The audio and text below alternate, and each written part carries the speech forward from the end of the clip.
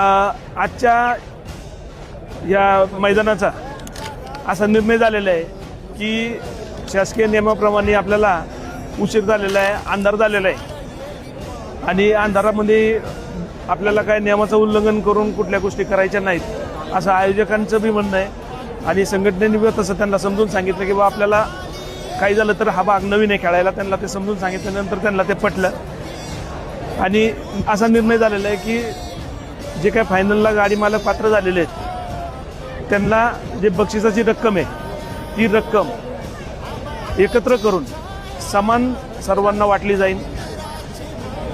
कारण आपली जी परमिशन होती ही आज एक दिवसाची होती. आपल्याला उद्या परत जर फायनल पळवायचे म्हणलं होतं तर त्याची परमिशन नव्हती.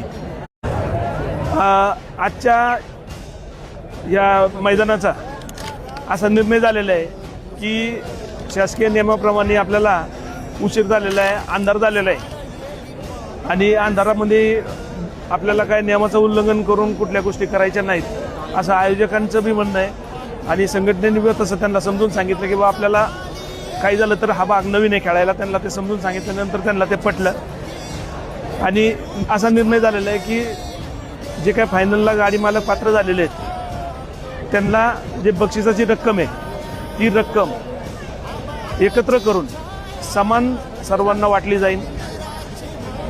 कारण आपली जी परमिशन होती ही आज एक दिवसाची होती. आपल्याला उद्या परत जर फायनल पळवायचे म्हणलं होतं तर त्याची परमिशन नव्हती.